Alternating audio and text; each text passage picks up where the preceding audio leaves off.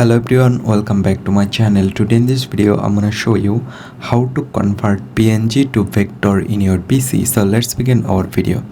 First of all, you just need to open your browser and then go to search bar and type here PNG to vector free, then hit the enter button. Right now you just need to wait for open it.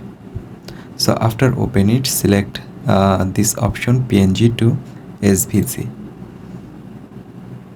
So after select it, select choose file, select your PNG, here you can see, then open it.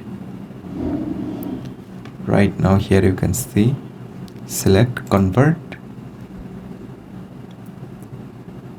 Right now here you can see it's uploading, you just need to wait. So after that there have an option, it's converting, you just need to wait for that. After done, select download, and here you can see download started. So that's it. In this way you can convert your PDF to vector file very easily. I hope you can understand. Thanks for watching this video.